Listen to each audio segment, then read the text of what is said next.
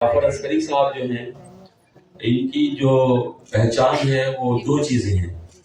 ایک تو یہ جوش شناس ہیں، جوش ملیہ وادی پر، ان کے تصور انقلاب پر اور ان کی سیاسی شاعری پر انہوں نے ڈاکٹریٹ کیا ہے.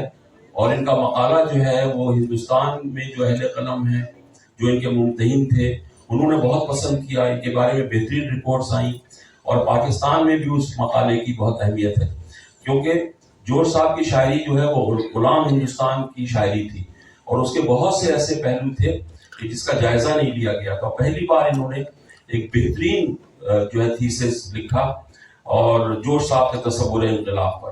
اور دوسرے یہ مرثیے کے بہت اچھے شاعر ہیں، یعنی جدید مرثیہ جو 1941 میں حسین اور انقلاب سے جوش صاحب کے مرثیے سے شروع ہوا تھا، یہ موضوعاتی مرثیہ لکھتے ہیں اور کئی مرثیے انہوں نے لکھے ہیں. ان کے مراثی کی کتاب جو ہے وہ قریب شائع ہونے والی ہے، جنہوں نے مرتب کر دی ہے. اور ناظم تو یہ بہت اچھے ہیں، یہ تو آپ کے سامنے ہی ہے، اور بہت اچھے دانشور، بہت پڑھے لکھے آدمی، صاحب مطالعہ شخص، اور شہرت سے بے نیاز، شہرت اور نام و نمود کی آرزو سے آزاد، رسائی ادب کا اہم نام، جو شناسی کا بہت اہم نام، ڈاکٹر جعفر عسکری.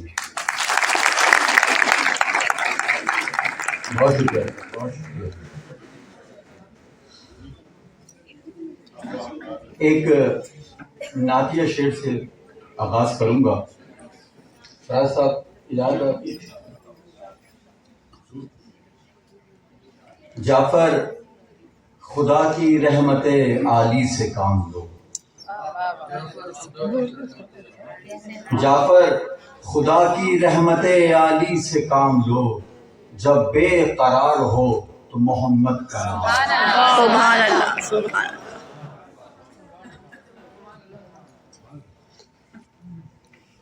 جیسا کہ فیاض صاحب نے کہا کہ جوش پہ تھیسس لکھے ہیں، انقلابی شاعری، تو وہی ذہن میں رچا بسا ہے، اسی کے تحت جو ہے وہ میری تخلیقات بھی ہوتی ہیں.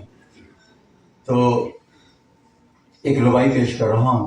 فیاض صاحب، انسان کی عظمت سے محبت کیجیے،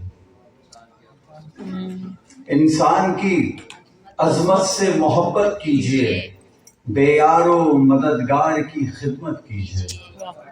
انسان کی عظمت سے محبت کیجیے، بے یار و مددگار کی خدمت کیجیے. گر حوصلہ رزم نہیں ہے دل میں، گر حوصلہ رزم نہیں ہے دل میں، لفظوں سے تو ظالم کی مذمت کیجیے. بہت خوب، بہت خوب. انسان کی عظمت سے محبت کیجیے، بے یار و مددگار کی خدمت کیجیے. گر حوصلہ رزم نہیں ہے دل میں، لفظوں سے تو ظالم کی مذمت کیجیے. خود کو ایک قطعہ پیش کر رہا ہوں. خود کو حق گوئی کے میزان میں کب تولو گے. پاکستان کی صورتحال پیش نظر ہے اور میں نوجوانوں سے مخاطب ہوں. خود کو حق گوئی کے میزان میں کب تولو گے اور کب سچ کی حمایت میں زباں کھولو گے. خود کو حق گوئی کے میزان میں کب تولو گے اور کب سچ کی حمایت میں زباں کھولو گے. عزت قوم کی گردن پہ چھری چلتی ہے، آج بھی گر نہیں بولو گے تو کب بولو گے.